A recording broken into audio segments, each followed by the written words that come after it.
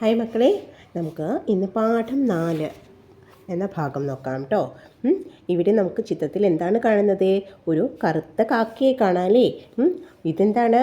ഇത് പാറയാണ്. പാറയുടെ മുകളിലൂടെ ഒരു കറുത്ത കാക്ക പറക്കുന്നത് കാണാമല്ലേ? കാക്ക എങ്ങനെയാണ് കരയുക? കാ കാന്ന് കരയുംല്ലേ? കാക്ക എന്താണ്? കാക്ക ഒരു പക്ഷിയാണ്. കാക്കയ്ക്ക് പറക്കാൻ കഴിയും. കാക്കയുടെ ചുണ്ട് കണ്ടോ? നീളത്തിലുള്ള ചുണ്ടുകളാണ് കാക്കയ്ക്കുള്ളത്. എന്നാൽ ചെറിയ കണ്ണാണ് കാക്കയുടേത്. കാക്ക നമ്മുടെ വീടിന് ചുറ്റുമുള്ള ചീത്ത വസ്തുക്കളൊക്കെ എന്ത് ചെയ്യുന്നു? കാക്ക കൊത്തിപ്പെറുക്കി അവിടെയൊക്കെ വൃത്തിയാക്കുന്നു അല്ലേ? കാക്കയ്ക്ക് പറക്കാൻ 2 ചിറകുകളുണ്ട് അല്ലേ? കാക്കയ്ക്ക് പറക്കാൻ എന്തുണ്ട്? 2 ചിറകുകളുണ്ട് അല്ലേ? എന്നാൽ കാക്കയുടെ കാല് വളരെ മെലിഞ്ഞ കാലുകളാണ് അല്ലേ? കുഞ്ഞി കാലുകളാണ്, മെലിഞ്ഞ കാലുകളാണ് അല്ലേ? അപ്പോൾ കാക്കയെക്കുറിച്ചൊരു പാട്ടാണ് നമ്മുടെ പാഠഭാഗത്ത് കാണുന്നത്. നമുക്കൊന്ന് പാടി നോക്കാം. കാക്ക പാറി വന്നു. എന്താണ്? കാക്ക പാറി വന്നു, പാറമേലിരുന്നു, കാക്ക പാറിപ്പോയി, പാറ ബാക്കിയായി. ഒന്ന് പാടി എല്ലാവരും.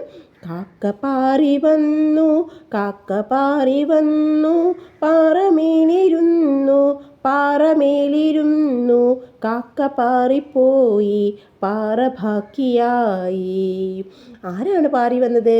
കാക്കയാണ് പാറി വന്നത്. എവിടെയാണ് ഇരുന്നത്? പാറയുടെ മുകളിലാണ് ഇരുന്നത് അല്ലേ?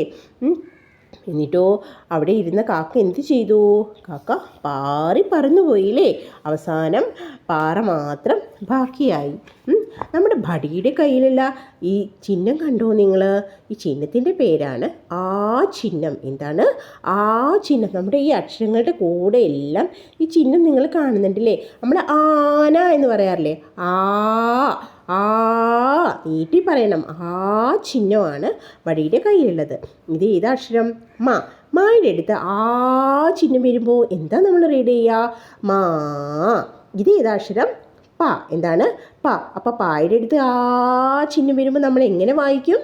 പാ. ഇത് ഏതക്ഷരം? ത. അപ്പോൾ തായുടെ അടുത്ത് ആ ചിഹ്നം വരുമ്പോൾ നമ്മൾ എങ്ങനെ വായിക്കും? താ. എന്താണ്? താ. ഇതേതക്ഷരം? വാ. വായുടെ അടുത്ത് ആ ചിഹ്നം വരുമ്പോൾ വാ. മ. മ ആ ചിഹ്നം മാ. പ. പ ആ ചിഹ്നം പാ. ത. ത ആ ചിഹ്നം താ. വ. വ ആ ചിഹ്നം വാ. മ. ഇത് ആ ചിഹ്നം. മ ആ ചിഹ്നം ഓരോന്ന് ഇങ്ങനെ ഫിംഗർ വെച്ച് കുട്ടികളെ നന്നായിട്ട് റീഡ് ചെയ്യിക്കുക. എന്നിട്ട് ഈ അക്ഷരങ്ങൾ ഓരോന്നായിട്ടും കുട്ടികളെ കൊണ്ട് നിങ്ങൾ തന്നെ ഒന്ന് എഴുതിച്ച് നോക്കണം കേട്ടോ. ഓക്കെ, നന്നായിട്ട് പഠിക്കണേ.